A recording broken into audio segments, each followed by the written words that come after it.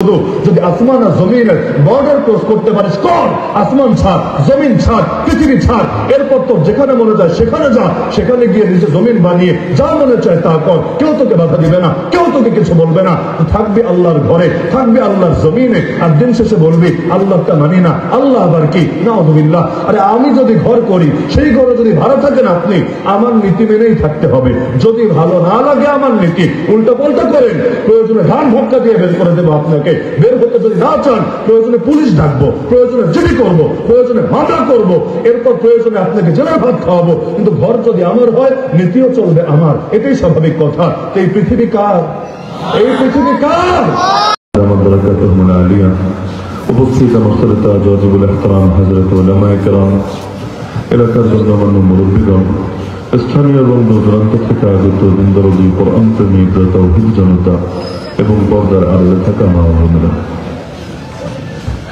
আমিরুল মুমিনিন খলিফাতুল মুসলিমিন ওমর ইবনে খাত্তাব রাদিয়াল্লাহু তাআলা আনহু বলেছিলেন, নাহনু কওমুন আ'আজ্জানাল্লাহু বিল ইসলাম, আমরা সেই জাতি যাদেরকে আল্লাহ ইসলামের মাধ্যমে সম্মানিত বানিয়েছেন।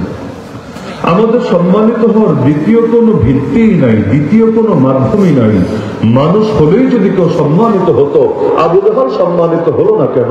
মানুষ হলেই যদি কেউ সম্মানিত হতো, ফিরআউন নমরুদ সম্মানিত হলো না কেন? মানুষ হলেই যদি কেউ সম্মানিত হতো, আবু লাহাব উতবা শাইবা সম্মানিত হতে পারলো না কেন? তো তিনি স্পষ্ট করে দিচ্ছেন, আমাদের সম্মানিত হওয়ার ভিত্তি এটা না মানুষ হিসাবে জন্মগ্রহণ করেছি, মানুষ হিসাবে দুনিয়াতে বেঁচে আছি, বরং আমাদের সম্মানের ভিত্তি হলো আল্লাহ রাব্বুল আলামিন আমাদেরকে ইসলামের পরশে আসার তৌফিক দান করেছেন, ইসলামকে ধারণ করার তৌফিক দান করেছেন। এখানে আপনারা যারা বসে আছেন, আপনাদের কারো গায়ে বাতি লাগানো নাই, কিন্তু তারপর প্রত্যেকের চেহারায় আলো ফুটে আছে, প্রত্যেকের চেহারায় স্পষ্টভাবে আলোকিত হয়ে আছে। আমিও আপনাদের চেহারা দেখতে কষ্ট হচ্ছে না, আপনারাও আমার চেহারা দেখতে কষ্ট হচ্ছে না, অথচ কারো গায়ে আলো নাই, তারপর আলোকিত হলাম কিভাবে? জবাব সিম্পল, আমাদের গায়ে যদিও আলো নাই, কিন্তু আলো আছে যেখানে আমরা এসেছি তার নিকটে, আমরা এসেছি তার পরশে। এজন্য বাতির আলোয় আল্লাহ আমাদেরও আলোকিত হওয়ার সুযোগ করে দিয়েছে। আপনি একটা রেহালকেই চিন্তা করেন না, পৃথিবীর বুকে কত কাঠই তো আছে। আমি যেই সোফার উপর বসে কথা বলছি, এটাও তো কাঠ দিয়ে তৈরি। আমি আমার পা রেখেছি যে মঞ্চের উপর, এটাও তো কাঠ দিয়ে তৈরি। মসজিদে প্রবেশ করলে আমি জুতো রাখবো যে বাক্সের মাঝে, সেটাও তো কাঠ দিয়ে তৈরি। আমি বাসায় ফিরে গিয়ে ঘুমাবো যে খাটের উপরে, সেটাও তো কাঠ দিয়ে তৈরি। হতে তো পারে একই গাছের কাঠ দিয়ে এগুলো বানানো হয়েছে, আর ক্ষুদ্র একটা অংশ দিয়ে কোরআনের রেহাল বানানো হয়েছে। তাহলে এই কাঠের মধ্যে বাকি অংশগুলো তো পারলো না সম্মানিত হতে। জুতার বাক্সে চিরকাল জুতা রাখি, কোনোদিন মনে হয় না আমি মনে হয় ভুল করছি, আমি মনে হয় পাপ করছি, আমি মনে হয় অপরাধ করছি। খাটের উপর চিরকাল পা রেখে শুই, কোনোদিন লজ্জিত হতে হয় না, কোনোদিন ভেতরে অনুশোচনা কাজ করে না। চেয়ারের মধ্যে সারা জীবন আমরা বসি, কোনোদিন এটার জন্য আফসোস হয় না। অথচ অন্ধকারে নিজের অসচেতনতায়, অসতর্কতায় হাঁটতে গিয়েও যদি কোরআনে কারীমের রেহানের সঙ্গে পা লেগে যায়, প্রত্যেকের ভেতরে ভয় ধরে যায়, আতঙ্ক তৈরি হয়ে যায়। আয় আল্লাহ, আমার দ্বারা অজান্তে, অসতর্কতায়, অসচেতনতায় বেয়াদবি হয়ে গেল। আল্লাহ, আমার এই বেয়াদবিকে তুমি মাফ করো, এর জন্য আমাকে পাকড়াও করো না, এর জন্য তুমি আমাকে ধ্বংস করে দিও না। অথচ রেহান কিভাবে দামি হলো? রেহানের গায়ে তো একটা আয়াত লেখা থাকে না। আরে আয়াত দূরের কথা, একটা বাক্য লেখা থাকে না, বাক্য দূরের কথা, একটা অক্ষর আলিফ বা তা সা এগুলোও তো কোনো কিছু লেখা থাকে না। তাহলে অন্য কাঠের টুকরাগুলো দামি হতে পারলো না, রেহাল দামি হলো কিভাবে? আমি এটাই বুঝি, আমার ক্ষুদ্র বিবেকে এটাই বুঝি, রেহাল দামি হতে পেরেছে কারণ তাকে তৈরি করা হয়েছে তার সিনার মধ্যে কোরআনকে রাখার জন্য। সারাদিন রেখে দেয় এমন না। মানুষ কোরআন কতক্ষণ পড়ে? হেফজখানার বাচ্চারা নয়তো সারাদিন পড়ে, আমরা যখন এই হেফজখানায় পড়েছি লম্বা টাইমে পড়েছি, কিন্তু সাধারণ মানুষ একটা রেহালের উপর কোরআন কতক্ষণ রাখে? কেউ হয়তো সপ্তাহে 10 মিনিট রাখে, কেউ হয়তো মাসের মধ্যে 5 মিনিট রাখে। এতটুকুর কারণে একটা জড়বস্তু, একটা কাঠের টুকরা যদি এতটা সম্মানিত হতে পারে, আমি তো জড়বস্তু না, আমি তো কাঠের টুকরা না, আমি তো আশরাফুল মাখলুকাত, আমি তো শ্রেষ্ঠ সেরা জীব। আমি যদি আমার সিনায় কোরআন ধারণ করি, আমি যদি কোরআনকে আমার নিজের জিন্দেগীর মধ্যে বাস্তবায়ন করি, আমি কত দামি হব। যার ভেতরে কোরআন থাকে সে এত দামি হয়, জাহান্নামের আগুনও পারে না তাকে পোড়াতে। তাহলে আমাদের নিজস্ব কোনো ভিত্তি নাই যে ভিত্তি দিয়ে আমরা সম্মানিত হব। কি দিয়ে সম্মানিত হব? আল্লাহ কোরআনে জানিয়েছেন, আমাদেরকে সৃষ্টি করেছেন মিন মাইন মাহিন, এমন তুচ্ছ পানি, নিকৃষ্ট পানি, অতি সাধারণ পানি, যেই পানি যদি গায়ে লেগে যায় মানুষের ভেতরে এটার প্রতি কোনো মহব্বত কাজ করে না, বরং ঘৃণাবোধ তৈরি হয়। মানুষ এটাকে ধুয়ে ফেলে, এটাকে ময়লা ভেবে আলাদা করে ফেলে। এইরকম সামান্য এক তুচ্ছ পানি থেকে, সামান্য এক তুচ্ছ পানি থেকে আল্লাহ রাব্বুল আলামিন সৃষ্টি করলেন আমাদেরকে। এর মধ্যে এখনো দামি হবো কিভাবে? আমরা প্রত্যেকে নিজেদের ভেতরে কি পরিমাণ নাপাক বহন করে চলছি। এই নাপাকের কারণে দামি হবো নাকি? দুদিন পর আবার নাপাক হবো, পোকামাকড়ের খাদ্য হবো। দামি হবো কি দিয়ে? আমাদের দামি হওয়ার ভিত্তি হলো কোরআন, দামি হওয়ার ভিত্তি হলো ইসলাম, দামি হওয়ার ভিত্তি হলো দ্বীন, দামি হওয়ার ভিত্তি হলো শরিয়ত। আর এই দ্বীনকে ধারণ করেছিল বলে হাবশার কালো গোলাম বেলাল দামি হতে পেরেছিল। আর এই দ্বীনের বিরুদ্ধাচরণ করেছিল বলে কুরাইশের সর্দার, এত বড় নেতা আবু জাহাল, আবু লাহাব চিরতরে লাঞ্ছিত হয়েছিল। এজন্য ওমর রাদিয়াল্লাহু আনহু ক্লিয়ার করে দিচ্ছেন, নাহনু কওমুন আ'আজ্জানাল্লাহু বিল ইসলাম, আমরা সেই জাতি যাদেরকে আল্লাহ ইসলামের বরকতে সম্মানিত বানিয়েছেন। ফাইদা বাতাগাইনাল ইজ্জাতা বিগাইরিহি আযাল্লানাল্লাহ, এখন যদি সেই ইসলাম ছেড়ে অন্য কিছুর মাধ্যমে ইজ্জত তালাশ করি, অন্য কোন ধর্ম হোক, অন্য কোন মতবাদ হোক, অন্য কোন মতদর্শ হোক, অন্য কোন ধারা হোক, অন্য যা কিছু হোক, এই ইসলামকে বাদ দিয়ে অন্য কিছুর মাধ্যমে যদি ইজ্জত তালাশ করি, আর কোথাও ইজ্জত পাবো না। কারণ ইজ্জতের মালিক একজনই, ইজ্জত একজনের নিয়ন্ত্রণে। তাকে নারাজ করে এই পৃথিবীতে কখনো ইজ্জত পাওয়া সম্ভব না। উল্টো যিনি আগে ইজ্জত দিয়েছিলেন ইসলামের বরকতে, ইসলাম ছাড়ার কারণে তিনি লাঞ্ছিত করবেন দুনিয়াতে এবং আখিরাতে। খালি আখিরাতের লাঞ্ছনা হলেও চলতো, খালি আখিরাতের লাঞ্ছনা হলেও চলতো, কিন্তু আল্লাহ শুধু আখিরাতে লাঞ্ছিত করবেন না, লাঞ্ছিত করবেন দুনিয়ার বুকেও। যেমন সূরা বাকারায় আল্লাহ বলেন, আফাতুমিনুনা বিবাদিল কিতাবি ওয়া তাকফুরুনা বিবাদ, আরে বান্দা তোমরা কি কোরআনের কিছু অংশ মানবা আর কিছু অংশ অস্বীকার করবা? যেটা ভালো লাগে সেটা মানবা, যেটা ভালো লাগে না সেটা অস্বীকার করবা। আরে এই খাসলত তো ফেরাউনেরও ছিল। ফেরাউনের যখন জাদুঘররা, তার ভাড়া করা জাদুঘর, তার বিভিন্ন এলাকা থেকে সংগ্রহ করা জাদুঘর, যখন নবী মুসা আলাইহিস ইসলামের মুজিজা দেখে তার উপর ঈমান আনলো, কি বলেছিল ফেরাউন? আজও কোরআন খুললে পেয়ে যাবেন। ফেরাউন এটা বলে নাই লিমা আমানতুম বিহি, কেন ঈমান আনলা, কেন ঈমান আনলা মুসার উপরে? জবাব দাও, এই প্রশ্ন করে নাই। সে প্রশ্ন করেছে আমানতুম বিহি ক্বাবলা আন আযানা লাকুম, আমি অনুমতি দেওয়ার আগে ঈমান আনলি। বাক্যের পার্থক্য খেয়াল করেন। এক হলো কেন ঈমান আনলি, এই প্রশ্ন করলে বোঝা যেত ঈমান আনাটাই ওর চোখে মূল অপরাধ, কিন্তু ফেরাউন এটা বলে নাই। ফেরাউন বলেছে আমি অনুমতি দেওয়ার আগে ঈমান আনলি, তার মানে ঈমান আনা নিয়ে তার অত চিন্তা না, যত চিন্তা হলো তার অনুমতি ছাড়া কেন কাজ করলো এটা নিয়ে।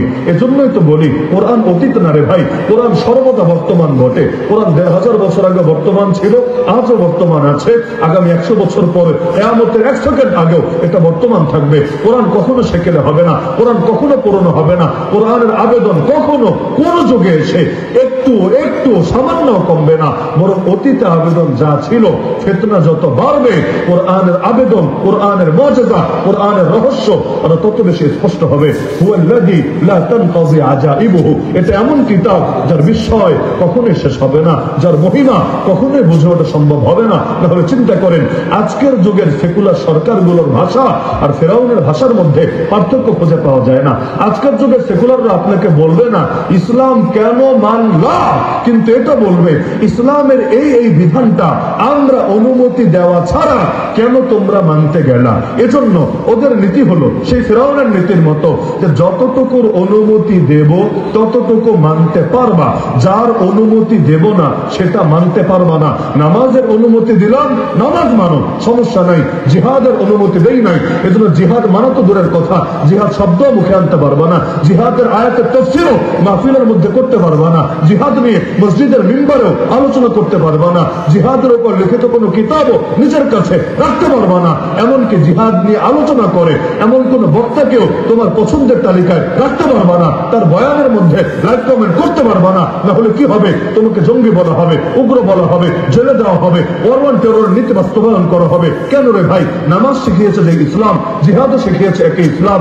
নামাজ নিয়ে আয়াত আছে 82টা, জিহাদ নিয়ে আয়াত আছে 484টা। আমার আল্লাহ নামাজ নিয়ে যা আলোচনা করলেন, জিহাদ নিয়ে এর চাইতে অন্তত 4 গুণ বেশি আলোচনা করলেন। আমি যদি সে আল্লাহর বান্দা হই, আমি যদি তার দ্বীনের ধারক হই, আমি যদি নামাজ নিয়ে একটা ওয়াজ করি, জিহাদ নিয়ে অন্তত 4টা ওয়াজ করা, এটাই তো কোরআনের ধারাবাহিকতার দাবি। আর যেটার আমল আছে সেটার ইলম এমনিও আছে, যেটা আমলি ভাবে জিন্দা সেটার ইলম এমনিও জিন্দা থাকে, অমনিও জিন্দা থাকে। যেটার আমল নাই সমাজে, আমার জীবনে আমলের তৌফিক হয় নাই, আপনার জীবনে আমলের তৌফিক হয় নাই, আমার বাপের জীবনে আমলের তৌফিক হয় নাই, আমার দাদার জীবনে আমলের তৌফিক হয় নাই, এমন যদি হয় তাহলে ওই জিনিসকে অন্তত ইলমি ভাবে জিন্দা রাখা, অন্তত ইলমের ভাবে জিন্দা রাখা আলেমের দায়িত্ব।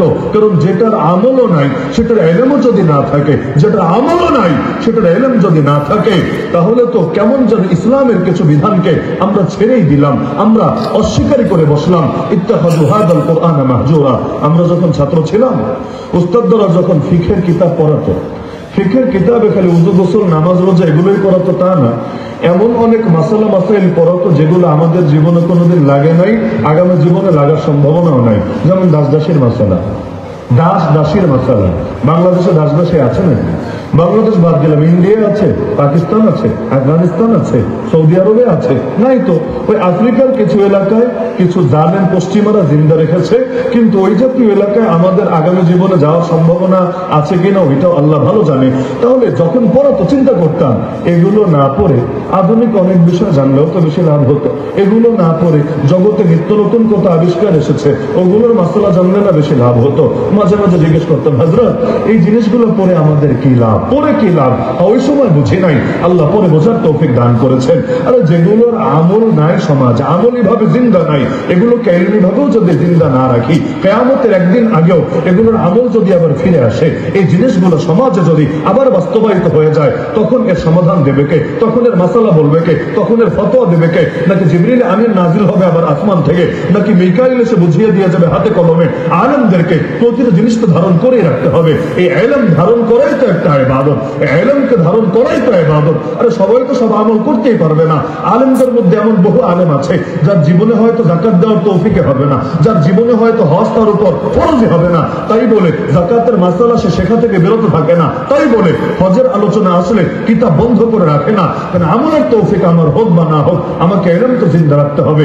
আমি অন্তত ইলম পৌঁছে দিব অন্যের কাছে। ফারুব্বা মুবাল্লিগিন আও আলাহু মিন সামিঈন, ফারুব্বা মুবাল্লিগিন আও আলাহু মিন সামিঈন। আরে আমি আজকে জিহাদের দাওয়াত দিয়ে যাব, আমার জীবনে যদি তৌফিক নাও হয়, আল্লাহ চাইলে এমন তো হতে পারে আমার শ্রোতাদের ভেতর থেকে আগামী দিনে কেউ জামানের সালাহুদ্দিন আইয়ুবী হবে, আগামী দিনে কেউ মোহাম্মদ বিন কাসেম হবে, আগামী দিনে কেউ তারেক বিন জিয়াদ হবে, আগামী দিনে কেউ আল্লাহর খলিফা মাহদীর সঙ্গী হবে, আগামী দিনে কেউ নবী ঈসা আলাইহিস সালামের সঙ্গে তার বাহিনীতে গিয়ে মিলিত হবে। আল্লাহ তো জানে না আমাদের এই পৃথিবীর কয়দিন বাকি আছে, আল্লাহ তো জানে না। তো সব আলামত মিলালে এটা তো নিশ্চিত কিয়ামত বড় নিকটে চলে এসেছে। নিশ্চিত না এটা? নিশ্চিত না এটা? আমাদের তো মনে হয় কিয়ামত জানি কত দূরে, 10-20 হাজার বছর তো কমে কম বাকি আছে। নবীজির সাহাবীরা মাঝে মাঝে ভয় পেয়ে যেতেন, এই মনে হয় দাজ্জাল চলে এসেছে, এই মনে হয়, এই মনে হয়। আল্লাহ রাসূল তাদেরকে সান্ত্বনা দিতেন, শোনো, ইয়াখরুজ ওয়া আনা ফীকুম ফাআনা হাজিজুহু দুনাকুম। আমি তোমাদের মাঝে থাকতে থাকতে যদি দাজ্জাল আসে, ভয়ের কিছু নাই, তোমাদের কিছু করা লাগবে না, আমি মোকাবেলা করে দিব, আমি মোকাবেলা করে দিব দাজ্জালকে তোমাদের পক্ষ হয়ে। যেখানে দাজ্জাল নবী ঈসাকে দেখলেই হাদিসে আছে, লবণ যেভাবে পানির মধ্যে গলে, তাকে দেখে এভাবে আল্লাহর দুশমন বলতে শুরু করবে, সেখানে কই নবী ঈসা আর কই মুহাম্মদুর রাসূলুল্লাহ সাল্লাল্লাহু আলাইহি ওয়াসাল্লাম। তো দাজ্জাল আসলে আমি থাকতে থাকতে যদি আসে, মোকাবেলা আমি করব। হ্যাঁ, ওয়া ইন ইয়াখরুজ ওয়া লাস্তু ফীকুম ফামরুন হাজিজু নাফসি আল্লাহু খলিফাতি আলা কুল্লি মুসলিম। আর আমি না থাকা অবস্থায়, আমি রওজায় শুয়ে থাকা অবস্থায় যদি আসে, তাহলে প্রতিটা ব্যক্তিকে তার মোকাবেলা তার নিজেকেই করতে হবে, তা ভয় নাই। আমার পক্ষ থেকে আল্লাহই প্রতিটা মুসলমানের জিম্মাদার হয়ে যাবে ইনশাআল্লাহ। এজন্য নবী সমাধান বলেছেন, দাজ্জাল যদি কারো সামনেও চলে আসে, ভয়ের কিছু নাই, ভয়ের কিছু নাই, আতঙ্কের কিছু নাই। সূরা কাহাফের 10 আয়াত, সূরা কাহাফের 10 আয়াত পড়বেন, ওর সামনে দাঁড়িয়ে ইনশাআল্লাহ আল্লাহর কোরআন আপনাকে দাজ্জালের ফিতনা থেকে হেফাজত করে দিবে। হ্যাঁ, অগ্রিম প্রস্তুতিও আছে, সেটা হলো প্রতি শুক্রবার আল্লাহ যে কয়দিন বাঁচিয়ে রাখবেন প্রত্যেক শুক্রবার সূরা কাহাফ তেলাওয়াত করবেন ইনশাআল্লাহ। সম্ভব হলে চেষ্টা করবেন জুমার আগেই, এখন তো কোনোদিন কাজে বা ব্যস্ততায় যদি জুমার আগে নাও পারেন অন্তত সন্ধ্যা হওয়ার আগেই সূরা কাহাফ এই সূরাটা নিয়মিত তেলাওয়াত করেন। এই পরিমাণ করেন, অনেক সাধারণ মানুষের যেমন সূরা ইয়াসিন মুখস্থ হয়ে যায় না আলহামদুলিল্লাহ, অনেকের যেমন ইয়াসিন আর রহমান ওয়াকিয়া মুখস্থ হয়ে যায়, সূরা কাহাফের সাথেও এভাবে মহব্বত তৈরি করেন। শুধু দাজ্জালের ফিতনা থেকে আল্লাহ আপনাকে বাঁচাবেন তা না, কিয়ামতের দিন এটা আপনার জন্য বিশেষ নূর হয়ে যাবে ইনশাআল্লাহ। তাহলে জগতের মধ্যে প্রতিটা জিনিসকে ইলমিভাবে জিন্দা রাখার দরকার আছে। তো ফেরাউনের বাক্য ছিল, আমি অনুমতি দেওয়ার আগে ঈমান আনলি। দুনিয়ার অনেক জালেমের নীতি হলো এটা যে তার ফিল্টারে যেটা উত্তীর্ণ হবে সেটাই লোকে করতে পারবে, তার যেটা ভালো লাগবে না লোকে সেটা করতে পারবে না।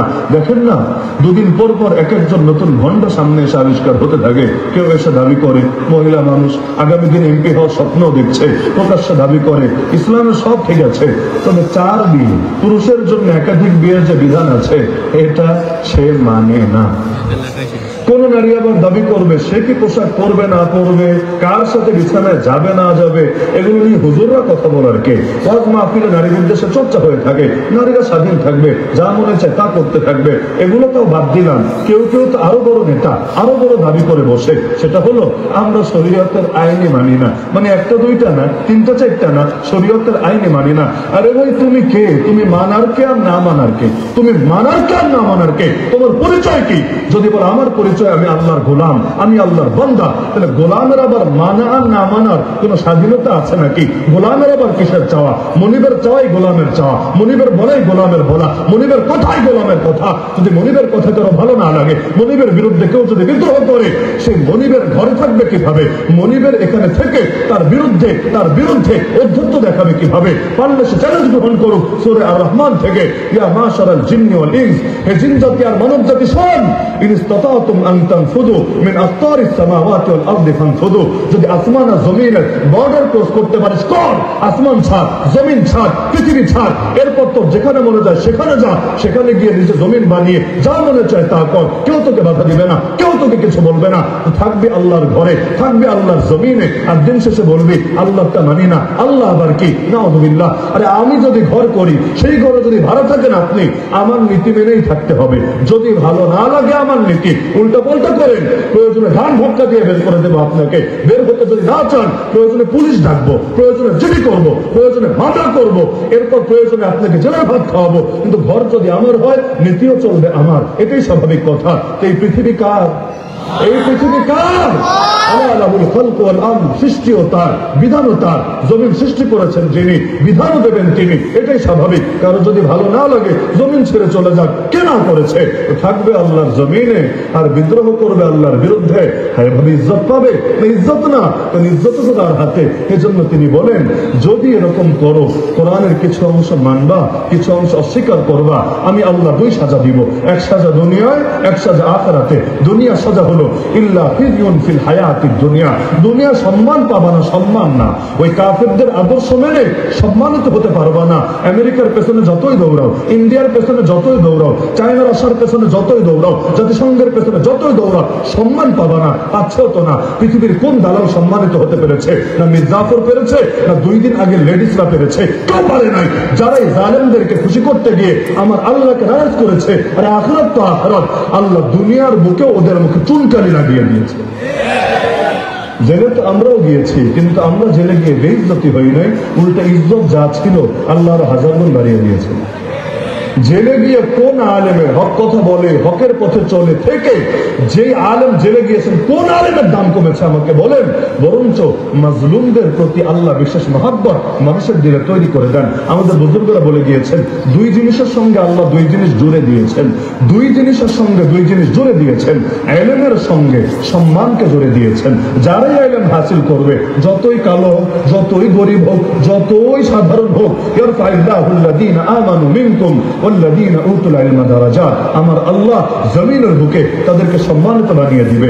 আর কোরবানির সঙ্গে মহব্বতকে জুড়ে দিয়েছেন, যারাই কোরবানি দেবে দ্বীনের জন্য, আল্লাহর জন্য, আল্লাহ তাদের মহব্বত মানুষের দিলে ঢুকিয়ে দিবেন। কারণ মহব্বত টাকা দিয়ে কেনা যায় না, মহব্বত জোর করে আদায় করা যায় না। মহব্বত আসমান থেকে আসে, জমিন থেকে না। হাদিসে আছে মহব্বত আসমান থেকে আসে। প্রথম ভালোবাসে আল্লাহ, এরপর ভালোবাসে জিবরিল, এরপর ভালোবাসে আসমানের ফেরেশতারা, তারপর ভালোবাসতে শুরু করে জমিনের মানুষেরা। হাদিসে শব্দ সুম্মা ইউদাউ লাহুল কাবুল ফিল আরদ, ওই আসমানের লোকেরা, আসমানের ফেরেশতারা, জিবরিল, আমিন, এমনকি রব্বে কারীম যখন কাউকে ভালোবাসে, এরপরে জমিনে তার গ্রহণযোগ্যতা তৈরি হয়ে থাকে। তো মাজলুম এমন, আল্লাহ তাদের মহব্বত ঢুকিয়ে দেয় মানুষের দিলে দিলে। তাহলে আল্লাহ তাআলা ইজ্জত দিয়েছেন। আর এখন যারা চলে যাচ্ছে, পাবলিক হাতের কাছে পেলে ডিম মারছে, কেউ করলে টমেটো ছুড়ে দিচ্ছে, কেউ করলে মেরে হাড্ডি গুড্ডি ভেঙে দিচ্ছে। ওই এক কালো মানিকের কি পরিণতি করেছে? চাঁদ যদি আরেকটু ভালো পেত, আরো বেশি করুণ পরিণতি করে ছাড়তো, এটাই স্বাভাবিক বটে। অথচ আলেমদেরকে যখন জেনে নিত, এক নজর দেখার জন্য মানুষ কিভাবে ছুটে যেত। ছাত্ররা বুখারী শরীফ পর্যন্ত হাতে নিয়ে চলে যেত। উস্তাদ আর কিছু পারেন বা না পারেন, ওই পিছন ভ্যানের সামান্য ছিদ্র দিয়ে অন্তত একটা হাদিসের 10 দেন, বেশি লাগবে না। অন্তত ইন্নামাল আমালু বিন্নিয়াত ওয়া ইন্নামা লিমরিইন মা নাওয়া, অন্তত প্রথম হাদিসের 10টা দেন না। এমনকি সেই হালতে আলেমরা যদি জাস্ট একটা তাকবীরও দিত, ওই অবস্থায় ওয়াজ করার সুযোগ তো নাই। আর আলেমদের সাথে এক আচরণ, অন্যদের সাথে এক আচরণ। এখন দেখেন না, আর্মি অফিসারদেরকে নিয়ে যায় কোর্টে, এক একজনকে দেখলে মনে হয় জমিদারের নাতিপুতি সব মনে হয় চলে এসেছে।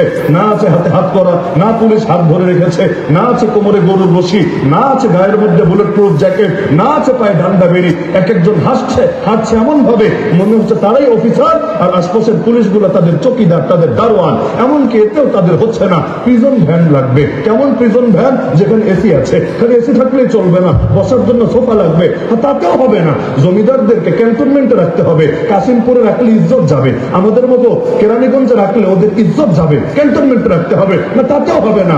এখন ভার্চুয়ালি হাজিরা দিতে হবে। কষ্ট করে এসি গাড়িতে যাবে কেন? যেতে আসতে কষ্ট হয় না, এজন্য ভার্চুয়ালি হাজিরা দিবে। অথচ আলেমদের সাথে কে আচরণ করেছে? মাথার মধ্যে হেলমেট, হাতের মধ্যে হাত করা, আবার গায়ের মধ্যে বুলেট প্রুফ জ্যাকেট, কোমরের মধ্যে গরুর রশি, পায়ের মধ্যে ডান্ডা বেরি। এরপরও কেউ তাকবীর দেওয়ার কারণেও তার উপর জুলুম নেমে এসেছে, একটু কথা বলতে চাওয়ার কারণেও নির্মম ভাবে পিটানো হয়েছে। কত জুলুম, কত নির্যাতন করা হয়েছে। ভেবেছে কি এভাবে মারলেই মানুষ আলেমদের থেকে সরে যাবে? এভাবে মারলেই তাদের দাওয়াতের ব্যাপারে মানুষ আস্থা হারিয়ে ফেলবে? আরে না, বরঞ্চ ওদের নির্যাতন যত বেড়েছে, আলহামদুলিল্লাহ আল্লাহর জমিনে দ্বীনের জাগরণ তত সহজ হয়েছে। হাজারটা বয়ান করে যা বোঝানো সম্ভব না, এক বেলালে হাবশি তার মাজলুমান হালত দিয়ে এর চাইতে বেশি কিছু বুঝিয়ে দিতে পারে। তো মাজলুমান হালতের সাথে, কোরবানির সাথে আমার আল্লাহ মোহাব্বতকে জুড়ে দিয়েছে। তো বলছিলাম ওমর রাদিয়াল্লাহু আনহুর কথা। আল্লাহ আমাদের সম্মান রেখেছে ইসলামের মাঝে। যতদিন ইসলামের উপর থাকবো তিনি সম্মান তো রাখবেন। যখন ইসলাম ছাড়তে শুরু করব, তিনি পদে পদে আমাদেরকে লাঞ্ছিত করতে শুরু করবেন। এজন্য দেখেন, যেই লাইনে আমরা ইসলাম ছেড়েছি, ওই লাইনে অসম্মানী হয়েছে। রাজনৈতিক ভাবে সারা দুনিয়ার সামনে অসম্মানিত, অর্থনৈতিক ভাবে উন্নত বিশ্বের সামনে অসম্মানিত, বিচার আচারের ক্ষেত্রেও আমরা উন্নত বিশ্বের সামনে অসম্মানিত। একটা একটা করে উদাহরণ নেন না, দেখবেন যেখানে যেখানে ইসলাম ছেড়েছি শান্তি আসে নাই, মুক্তি আসে নাই, নিরাপত্তা আসে নাই, ইজ্জত আসে নাই। আসবে কিভাবে? নবীর হাদিসের স্পষ্ট কথা, ইদা তাবায়াতুম বিল আইনা, যখন সুদি লেনদেন করবা। এই না হলো সুদের বিশেষ একটা প্রকার, তাসমিয়াতুল কুল বিসমিল জুল। যখন তোমরা সুদি লেনদেন করবা, রাদিতুম বিজ্জারাই, নিজেদের ফল ফসল নিয়ে সন্তুষ্ট হয়ে পড়ে থাকবা। ওয়া আখাযতুম আযনাবাল বাকার, গরুর লেজ ধরে নিজের খামারে নিয়ে খুশি হয়ে বসে থাকবা। ওয়া তারাকতুমুল জিহাদ, আল্লাহর পথে জিহাদ ত্যাগ করবা। সাল্লাল্লাহু আলাইকুম দুল্লা, আল্লাহ নিজে তোমাদের উপর লাঞ্ছনা চাপিয়ে দিবে। লা ইয়ানজিউহু, যে লাঞ্ছনা আর কোনোদিন উঠিয়ে নেবে না। হাত্তা তারজিউ ইলা দীনিকুম, যতদিন না আবারও দ্বীনের পথে পুরোপুরি ফিরে আসবে।